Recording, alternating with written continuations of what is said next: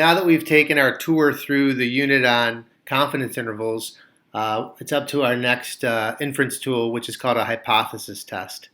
On this very first day of introducing this, I will give you some flashbacks to things we've done earlier in the course that tie into this other method for analyzing statistical information. This first question, we're going to actually solve three different ways. Two of the ways that you've seen in the past, and then one new format. So reading the question, the average cost of owning and operating a car is reported to be $8,000 per year. It's a question that a lot of people want to ask, is, especially young people, can I afford to have my own car?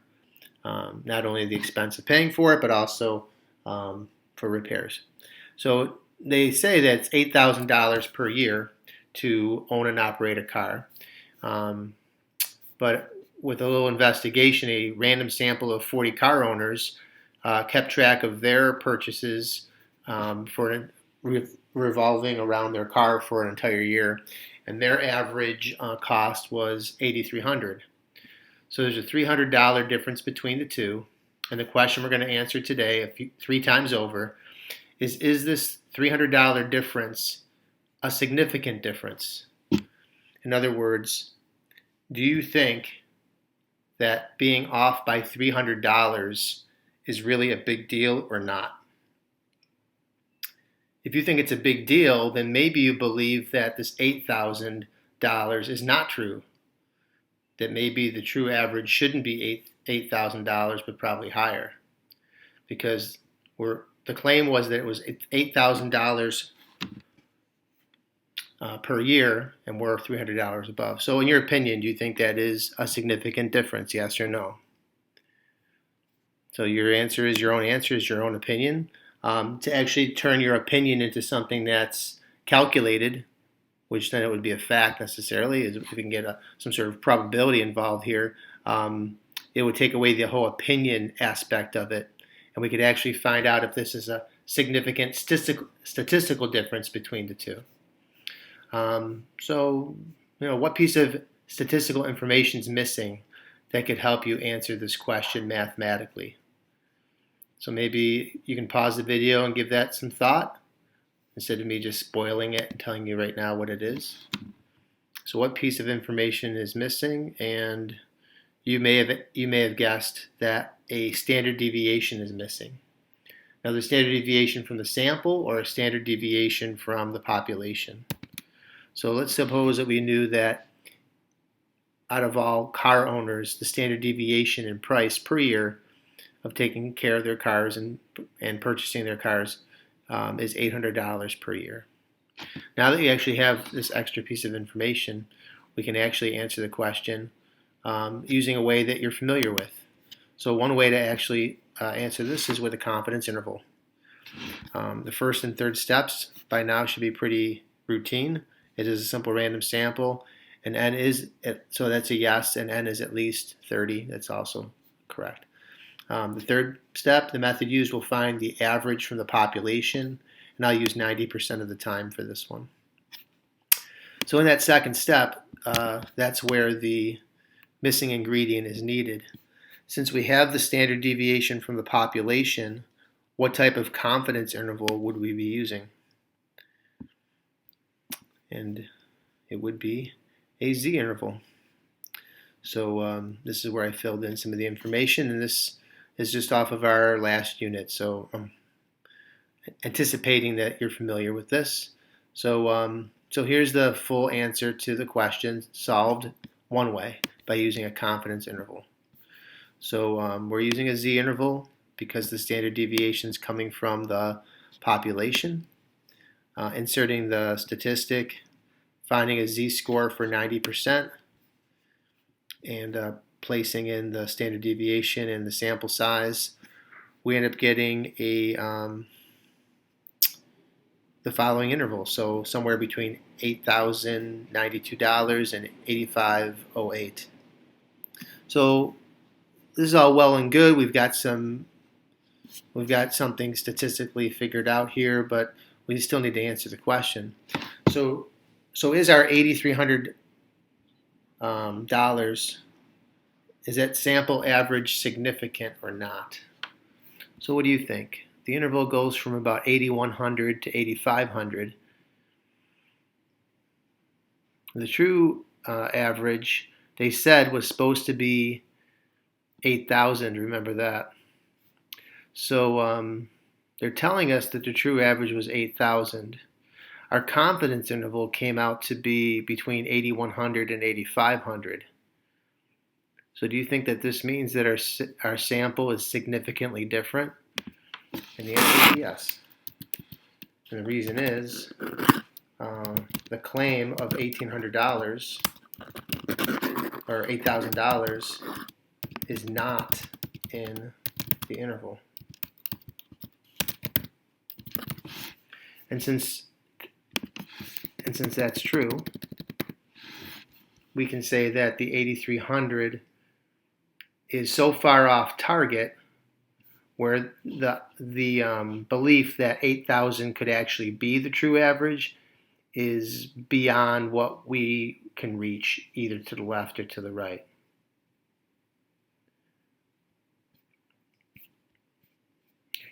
A second way to actually solve this goes back 2 units, and that's using the central limit theorem. So with the central limit theorem, remember the sampling distribution is jam-packed full of sample averages. To be able to answer this question without using a confidence interval, we could check the conditions. Is it a simple random sample, and is n at least 30? Both of those are satisfied. Both of those are yeses.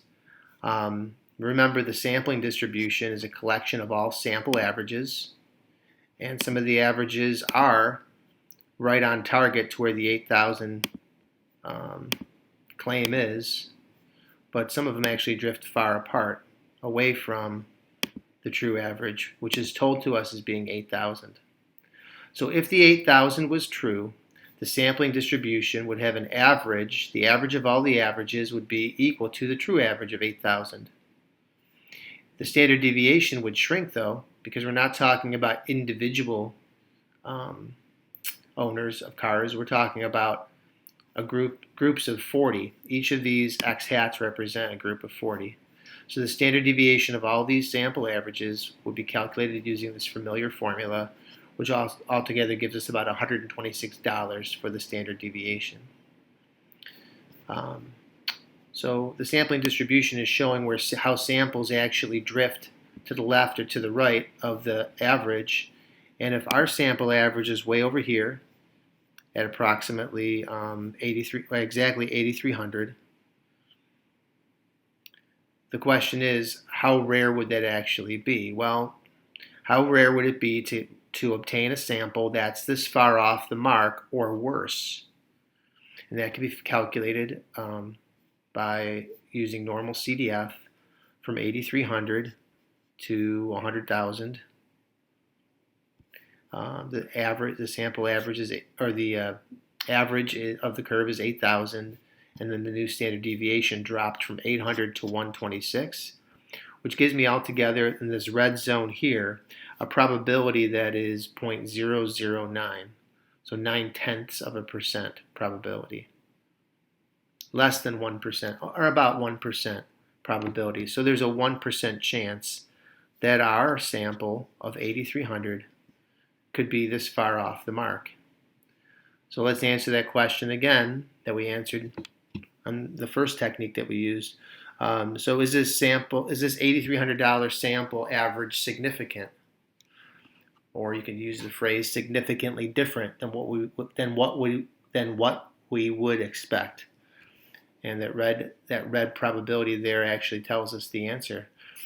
This is not a very common occurrence. So is the sample of $8,300 significant? Yes. It's so low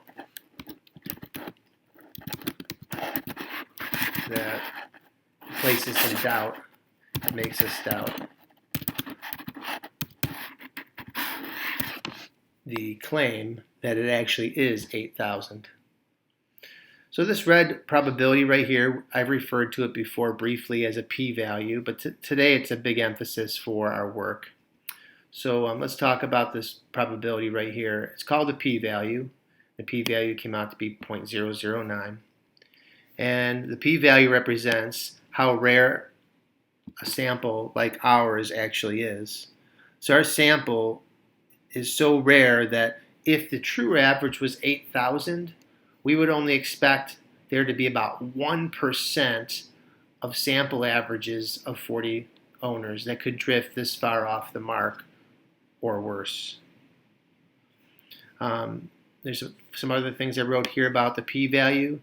The p-value rests on the premise that the reported claim is true.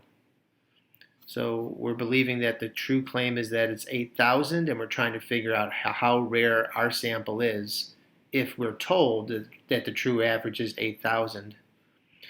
So this is what did not happen in today's example.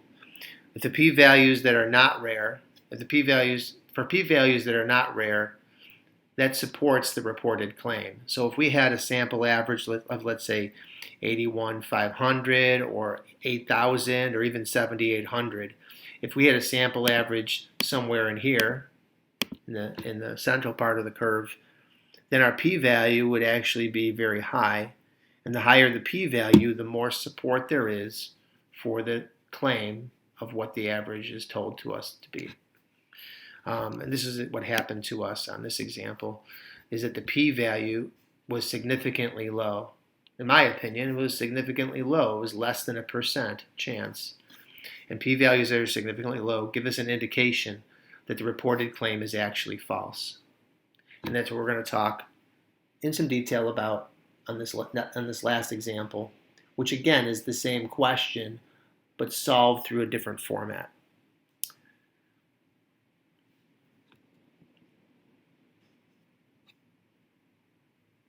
Okay, so the third way, this is an introduction to this approach, and it's going to take a few rounds of practice to get comfortable with it.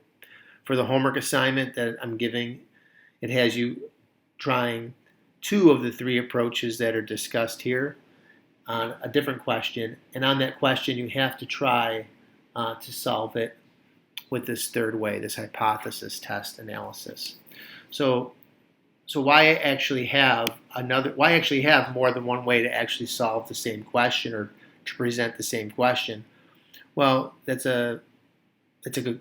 You might be thinking that, like, why would we need another way to solve it if we already have 2 other ways to do it? A lot of it comes down to just the routine of it all and the history of it. It's a standard way that we could actually apply to questions like these, and it's a format and a technique that is familiar and organized. And it's all about communication too. I mean, we're trying to communicate what the p-value is all about, and this is the way that it's traditionally done. So the very first step, it's got 4 steps, unlike the confidence intervals that have 3 steps. It has 4 steps. The very first step is to write your hypothesis statement.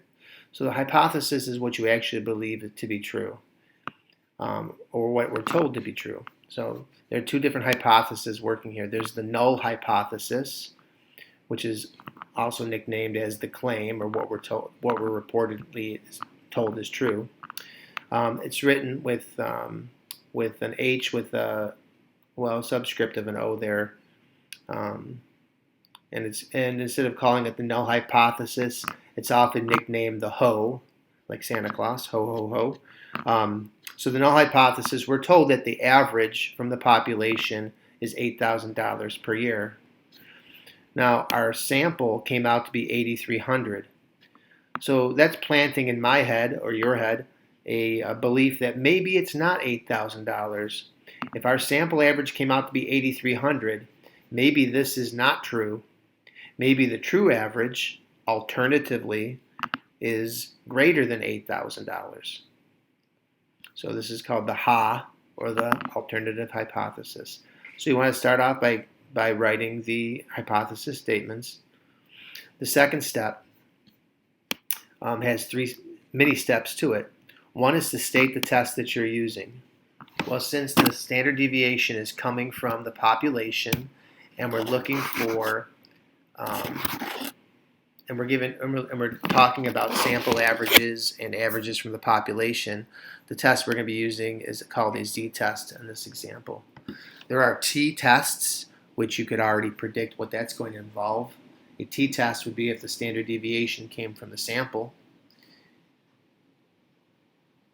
There's also a one proportion z-test, and we'll be covering that as well.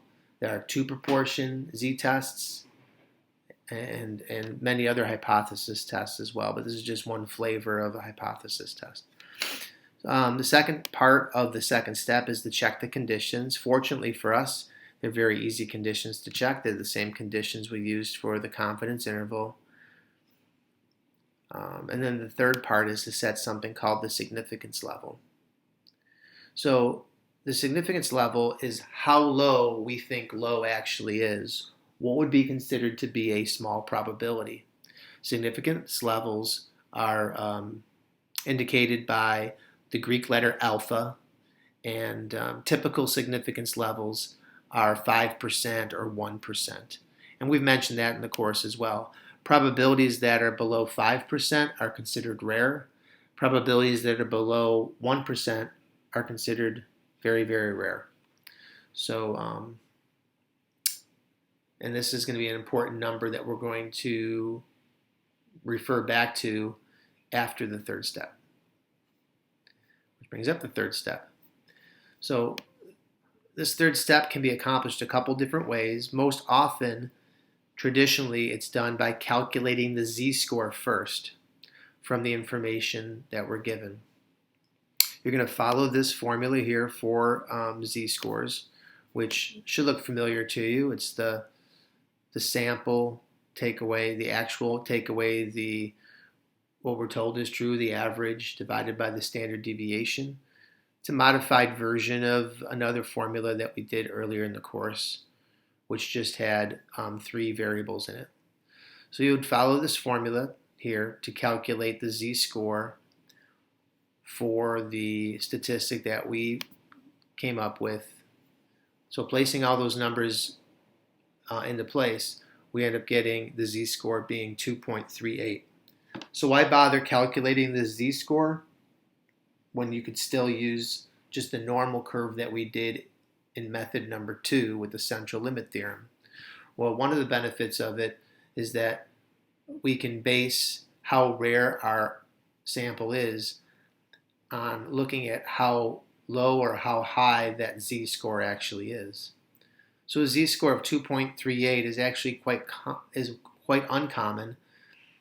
The lower the z-score, closer to 0, the closer the statistic matches the true parameter. So to make a long story short, another reason why we actually calculate the z-score is to, instead of placing it on a normal curve that has a semi-complicated x-axis or a semi-cluttered x-axis, we can take this z-score that we're generating and place it on the standard normal curve. And that's the second part of the third step, is to actually indicate where 2.38 actually is. So our z-score ended up here. And not only should we plot that, but we could also shade in the curve, which I'm not going to do here because I don't have a pen, I don't think, to write on this. So you would also shade in this area, just like I did on the other curve, to indicate that this is the probability of getting a result that's this far off or worse. And just by looking at it without even using a calculator, you can tell that that's a very small amount of probability. If it's 100% under the curve, that's that little bit of probability there is basically nothing, which is the last part of the third step, is actually calculate the p-value. So unlike the normal CDF calculation that I showed 5 minutes earlier, this one is actually a lot easier to plug into the calculator. We just need to find out what is the probability of 2.38 as a z-score or higher, with the standard deviation, with the average being 0 and the standard deviation being 1, as this is a standard normal curve. We do get the same exact probability that I got in method number 2, because all 3 of these methods actually can help us answer the same questions, so they should probably be all very consistent with each other. And then it comes down to the fourth step in the last part of the question is to write the conclusion. So the conclusion here is that we didn't get a lot of probability. The p-value, remember this is actually the p-value right here. The p-value is actually very, very low. It's low compared to what bar we set in step number 2. The significance level set at 5% is communicating this work to someone else, telling them that we will say that any probability that's less than 5% we'll consider to be very rare and very significant. So for this particular case right here, the p-value was very low. The p-value is low. So we can write that down. The p-value is lower than 5%. So what conclusion will I have? The p-value is very low, then I don't really have a lot of belief in that $8,000 claim. So what I'll do is I'll reject the null hypothesis and conclude that the true average for all car ownerships must be greater than $8,000. So it gives me belief in the HA, or the alternative hypothesis. At the bottom here, I actually have of the lesson. I actually have a few just a few reminders about the 4th step. If the p-value is lower than the significance level, you're going to reject the claim. Luckily for us, there's an easy way to remember that too, that students seem to like a lot. There's a rhyme for this, that if the p-value is low, you're going to reject the HO. So easy to remember because the low and the HO rhyme like that. So p-values that are low, you're going to reject the HO. There's no rhyme for this. The other thing that could possibly happen, it might actually happen on the homework, you'll find out. If the p-value is higher than the significance level, you're going to reject the alternative hypothesis, and you'll be in favor of the null hypothesis. So larger probabilities give us a stronger belief in the claim that we're told initially.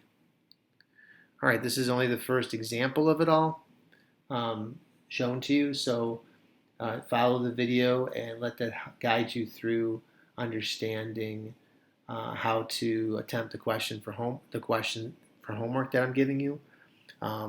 There's a little bit of a disclaimer on the homework question that you should read over. It just involves maybe the picture of it all in terms of where the shading actually goes.